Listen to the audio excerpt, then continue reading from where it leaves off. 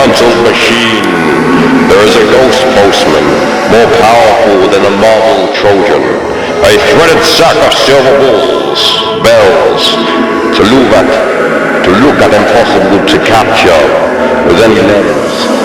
He moves around the rooms, moving like combustions, around a fucked room, and the fucked tomb. Every night I played a harp to comfort the ghost Laloo.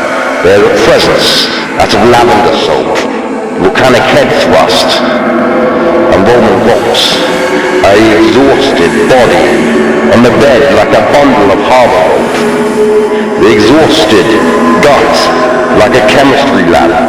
Eyes, the ugliest engine, brews hate and love into a jug of gin. Crushed like lentils and popped like ginseng. Shattered like crystals, topped like pong ping. Dulled like a fossil and glowing like a fluorescent string. His mind knotted with confusion over the spheres and the galaxy. Its organs and magic, viaducts are tragic, and where the cut crown of grass.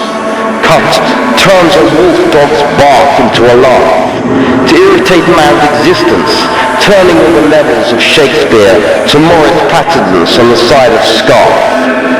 Drips through the gutters of medieval cities, from Tuscany to Venice, to knotted with confusion, knotted with confusion, knotted with confusion, brews hate and love into one ring, into one hermetic bond. The jewel, the sun, the viaduct and the shrub, the gold shrub and the orbs of light,